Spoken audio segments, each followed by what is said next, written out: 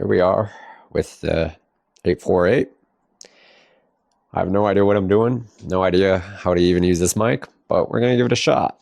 There's a fuel sensor right underneath this tank here that I want to replace because I don't like having to go into my fuel tank and check as to whether or not I've got enough gas for the day. And it is kind of nice to, know whether or not you're getting low, especially on a bike that guzzles gas like it's day job. Initially, I made a video of me taking it apart. However, that video quality wasn't very good. I do recommend that you watch this video of me putting it back together all the way through, because realistically, you can just follow those steps in the reverse order to get a better understanding of what goes into this. It's not very difficult, but there are some things that may trip you up if you haven't done it before. And I'll just briefly explain right now how to do it up front.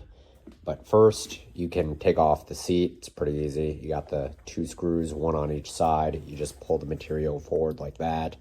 These are 3 millimeters, as well as these right here. That's a 3 millimeter, and that. And then you've got these 2 here, and then 1 underneath there. You'll want to do the same thing for the other side as well. And then there's a singular bolt that puts these 2 together. Again, when you watch me put it back together, you'll see what I'm talking about. But this bolt, this tank, is held down by a singular bolt right here underneath the seat.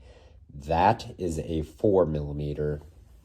There's also 1 bolt that sits there and another bolt that sits there. Be careful. It's kind of hard to see because they are flat. So if you're working in a dark space, that was one thing that kind of tripped me up because I didn't initially see them. And then when you go to take it out, you can just pull the tank back and then you can lift it up. I had used a board to kind of wedge it up.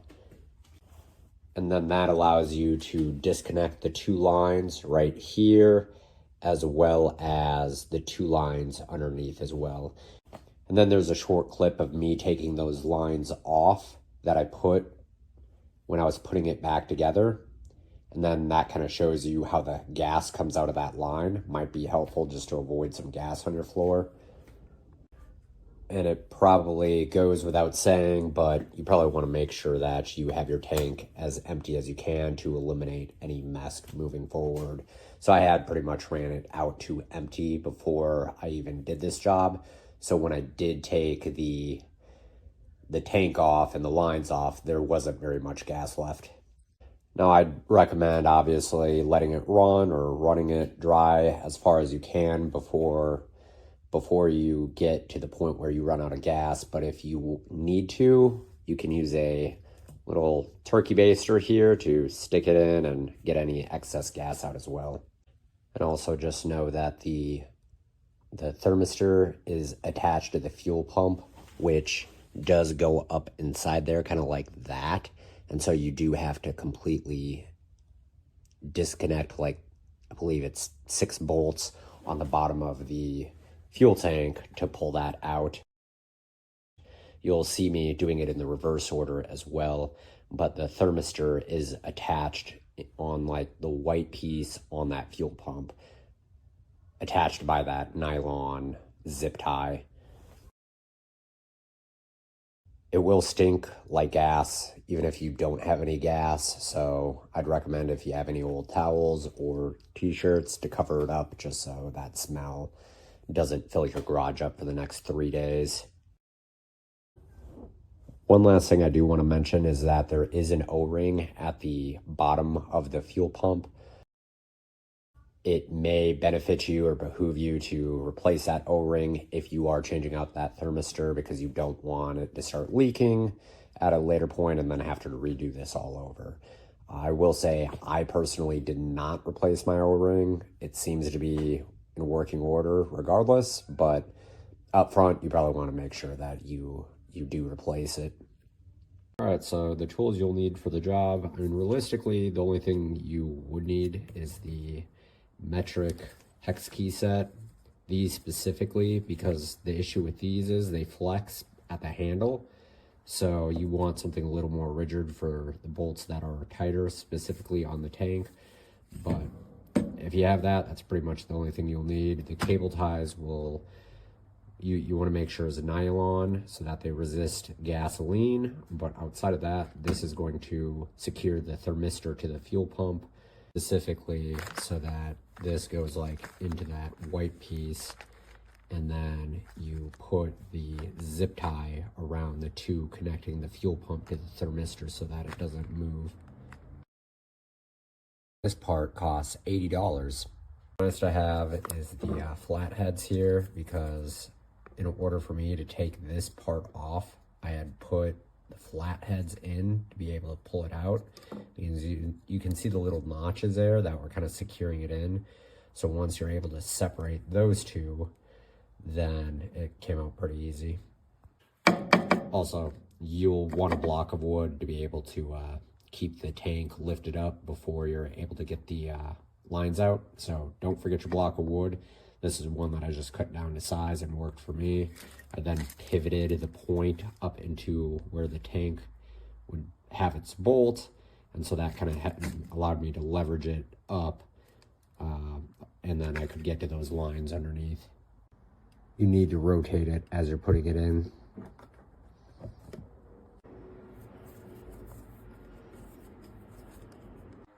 These little notches slide right in there. This line goes to the inside right there.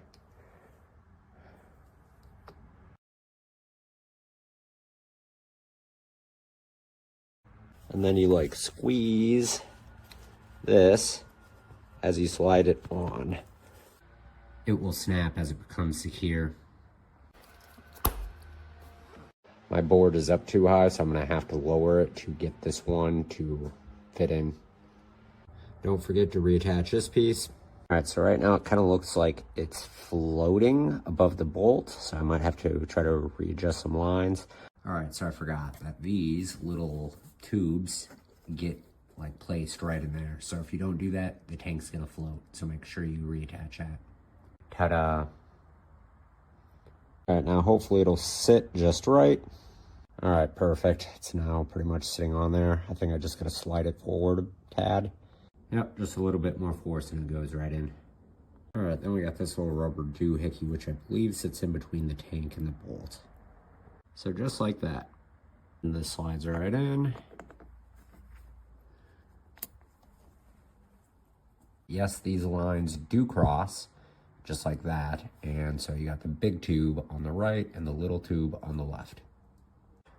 Also, just a notation that when I took them off, they did not leak gas anywhere. So just note too that I was able to get the rubber to seat up against that thing there, whereas that one is not. So I'm gonna have to push that one up further before I try to clamp it.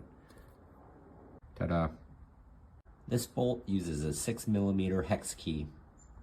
Initially, I thought that I had to take this off, but I don't believe I did because it's not connected to the tank. It may get in the way, so it's something just to be noted. And then I put it back on. It kind of looks weird. Just gonna slip it right in there.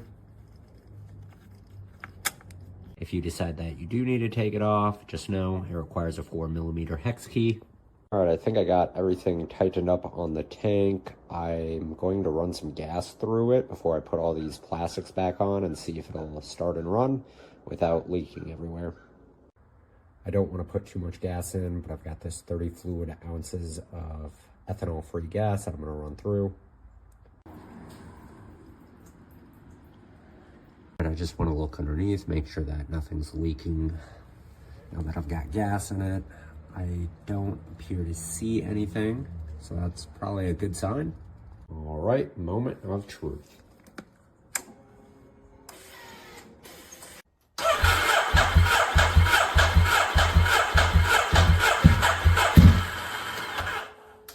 What I'm thinking is there may just not be enough gas, or maybe how I poured it in, maybe it's all leaning to one side, so maybe I just need more gas, or figure out how to shift the gas further into the tank so it's actually going into the fuel system. So I'm gonna upright the bike and just kind of slosh around, move it back and forth, see if that'll help at all.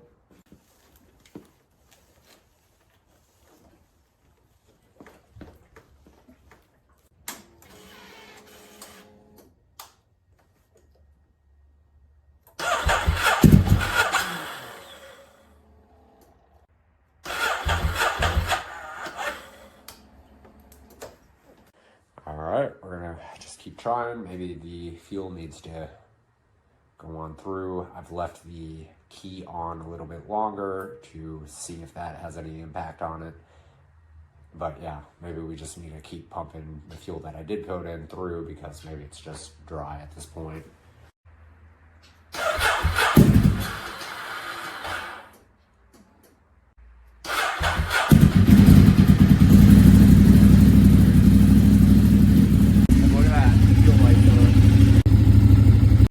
Just got to put the plastics on and go for a ride. So when you're putting on this plastic here, there's this little piece that slides right in here. You got to kind of shimmy it in and out just to get it to slide out of there. And then the other plastic piece that I've got sitting over there wraps around it, going on the inside, or maybe it's the outside of this. Either way, they like wrap around each other, and then there's the single bolt that connects the two.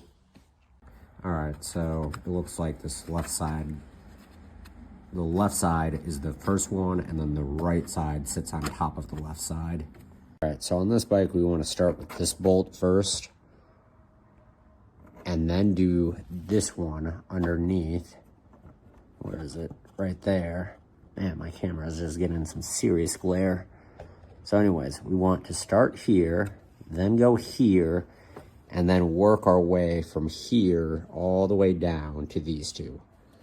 Well, this piece kind of just appeared out of nowhere. No idea where it goes. All right, so we discovered it does go in there on the inside like that. One of the rubbery pieces goes on back both ends and then slides into that one part that I was showing on the other side right there. And that's how that screw fits in there. So back here, it looks like we've got this little clip. So I'm gonna rotate this up, push that in, and then it will seat firmly in there. So here's a better look at this boot. So it slides right in there. And then when you're putting it in, it still does that like rotation in, but then it just kind of sits seated in there. And then the screw can go through there and into there. Actually, you can see, so here's one right there, 3mm, and on the inside, that's what it looks like. And then as we spin it, that's kind of how it goes in and secures there. All right, so once we got those rubber boots in right there and inside that one, we're able to put this right in there, and this is a 3mm hex. Now that we've got that one on, this one on, all 3mm. We've got this one on, that's a 3mm, and that one, which is also a 3mm. When we move over here, we can put this on, securing the rest, and that's the one that's flat. This is a 4mm. All right, now we just gotta do the same thing for the other side. All right, I got everything on. This still isn't flush. I don't think it matters very much. Everything's tightened down, so yeah. So for the seat, we got these little notches. They just kind of slide right in here, just like that. And then we got the two bolts that we kind of got to like separate the seat as we screw it in right there. But there we have it. That's how you replace your thermistor and take your gas tank off on the Ducati 848. This is a 2009. It is not the Evo version. I'm not sure how much of a difference there would be between the two motorcycles. I'd say the overall project time, if you knew what you were doing, I'm going to guess it would probably take about 2 to 3 hours. It wasn't that bad. If you don't know what you're doing, 4 hours. It took about 2 weeks for the thermistor to come from Italy. It was something that had to be ordered from there because the store that I had used did not have it in stock. So yeah, when it breaks down in another year, I'll have this video to look back on, and hopefully it helps somebody else out in the process.